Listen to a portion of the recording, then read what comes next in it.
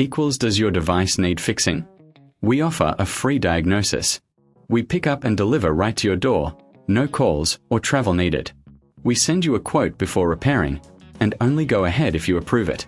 Easy, transparent, and professional. Link in description. To start, gather your tools, a screwdriver, a replacement trigger, and a cloth for cleaning. First, unplug your Dyson SV12. This ensures safety while you work.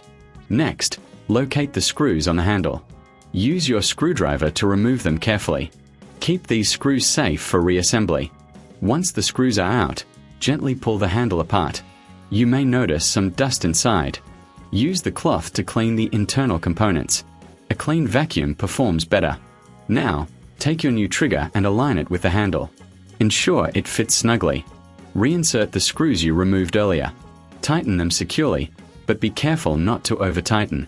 After reassembling, give the vacuum a visual inspection. Check for any loose parts or debris. If everything looks good, plug it back in and test the trigger.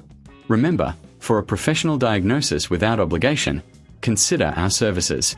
We offer pickup and delivery at your home, so you don't have to worry about calls or travel. Get a quote before repair to ensure transparency. Does your device need fixing?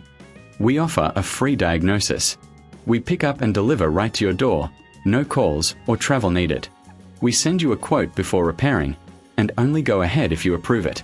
Easy, transparent, and professional. Link in description.